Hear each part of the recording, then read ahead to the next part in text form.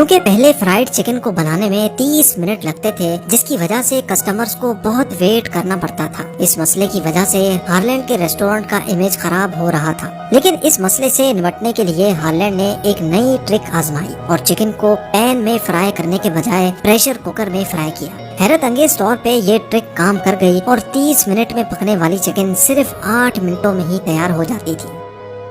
ہارلینڈ اپنے ریسٹورنٹ سے خاصا خوش تھا اور دن بدن اپنی فرائیڈ چکن کی ریسیپی کو امپروو کرتا رہا، لیکن اچانک ایک اور مسئلے نے جنم لیا۔ 1939 میں ورلڈ وار 2 شروع ہو گئی اور ایک بار پھر سے امریکہ اکنامک کرائسس میں لپٹ گیا۔ اس کرائسس کی وجہ سے ہارلینڈ کے ریسٹورنٹ پر کسٹمرز کا رش بہت کم ہو گیا تھا اور دیکھتے ہی دیکھتے لوگوں نے گھروں سے باہر نکلنا ہی چھوڑ دیا۔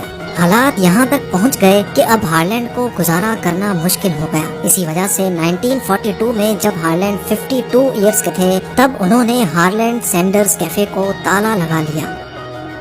1945 میں جب ورلڈ وار 2 ختم ہوئی تو ہارلینڈ نے ایک بار پھر سے ریسٹورنٹ کھولنے کا ارادہ کیا، کیونکہ اب وہ اتنا کام اکیلے نہیں کر سکتے تھے اور نہ ہی ان کے پاس ریسٹورنٹ کھولنے کے پیسے تھے۔ اسی وجہ سے ہارلینڈ نے اپنے دوست کے ساتھ مل کر کینٹکی کے شہر جارج ٹاؤن کے ہائی وے پر ایک بار پھر سے ریسٹورنٹ کھولا۔ ہارلینڈ نے اس ریسٹورنٹ سے اتنی زیادہ ترقی کر لی کہ 1949 میں کینٹکی کے گورنر نے ان کو کرنل کے اعزاز سے نوازا، اور یہی وہ دن تھا جس کے بعد ہارلینڈ کو کرنل ہارلینڈ سینڈرز کہا جانے لگا۔ جس دوست کے ساتھ مل کر انہوں نے یہ ریسٹورنٹ کھولا تھا، اس کے ساتھ بات نہیں بنی تو کرنل ہارلینڈ نے اس کو پیسے دے کر پورا ریسٹورنٹ اپنے نام کر لیا۔ دن گزرتے گئے اور کرنل ہارلینڈ کی فرائیڈ چکن فیمس ہوتی چلی گئی۔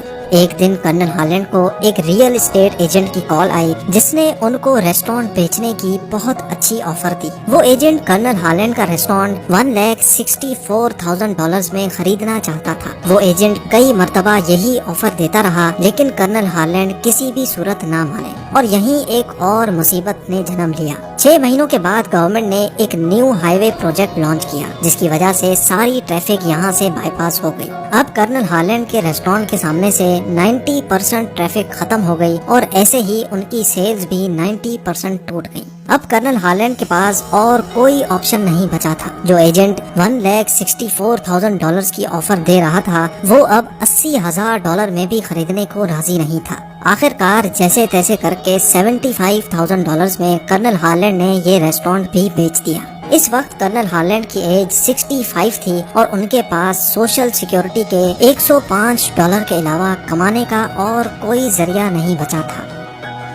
زندگی میں کئی بار ناکامیاں دیکھنے کے بعد 65 ایئرز کی ایج میں کرنل ہارلینڈ کو آئیڈیا آیا کہ کیوں نہ اپنی فرائیڈ چکن ریسیپی کو فرینچائز کیا جائے، جس کے لیے انہوں نے اپنی ریسیپی کو کینٹکی فرائیڈ چکن کے نام سے رجسٹر کروایا۔ وہ اپنی دوسری بیوی کلاڈیا کے ساتھ مل کر اپنی کار میں ایک کوکر اور چکن کے ساتھ امریکہ کے مختلف ریسٹورنٹس وزٹ کرتے، وہاں ان کو اپنی چکن پکا کر کھلاتے۔ اگر ریسٹورنٹ کے مالک کو ان کی چکن پسند آتی تو وہ ہاتھوں ہاتھ ان سے رائٹس خرید لیتا تھا۔ ہر ایک چکن پر کرنل ہارلینڈ کو 4 سینٹس دیے جاتے تھے۔ کرنل ہارلینڈ اپنی گاڑی میں گھومتے گئے اور اپنی ریسیپی کا نیٹ ورک بڑھاتے چلے گئے۔ کرنل ہارلینڈ نے اپنے انٹرویو میں بتایا کہ کئی بار ان کو راتیں بھی اپنی گاڑی میں ہی گزارنی پڑتی تھی۔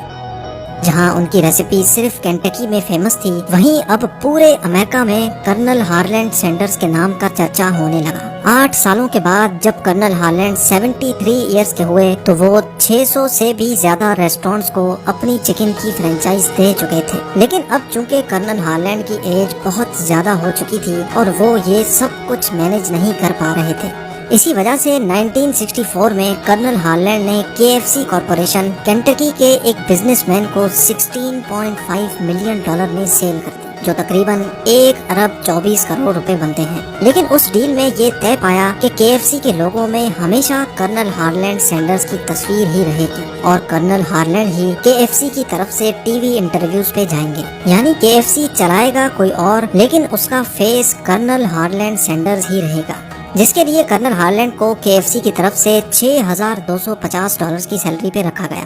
नाजरीन, आपको ये भी बताते चलें कि जिस कंपनी ने KFC को कर्नल हार्लैंड से खरीदा था, बाद में उन्होंने रेसिपी को चेंज भी किया, जिस पर कर्नल हार्लैंड ने कंपनी को कोर्ट में सू कर दिया था। कर्नल हार्लैंड का मानना था कि जो रेसिपी मैंने बनाई ही नहीं है, उस पर मेरी फोटो लगाकर क्यों बेचा जा रहा है। इसी मसले को लेकर कर्नल हार्लैंड ने गुस्से में आकर अपनी बीवी क्लॉडिया सैंडर्स के नाम से शेल्बीविल में एक रेस्टोरेंट खोला, जहां पर ओरिजिनल KFC चिकन का मेन्यू रखा गया। लेकिन ये बात उनकी अपनी ही बनाई हुई कंपनी KFC कॉरपोरेशन को बिल्कुल भी अच्छी नहीं लगी और उन्होंने कर्नल हार्लैंड सैंडर्स को कोर्ट में सू कर दिया। कोर्ट के फैसले में कहा गया कि कर्नल हार्लैंड इस रेस्टोरेंट को नहीं चला सकते, इसी वजह से उनको क्लॉडिया सैंडर्स कैफे बेचना पड़ गया। लेकिन आज भी वो restaurant Claudia Sanders dinner house के नाम से मौजूद है और ये दुनिया का वाहिद नॉन KFC रेस्टोरेंट है जहां पर KFC की ऑथराइज्ड फ्राइड चिकन सेल होती है। 90 इयर्स की एज में कर्नल हार्लैंड सैंडर्स की मुश्किल तरीन जिंदगी पर फुल स्टॉप लग गया।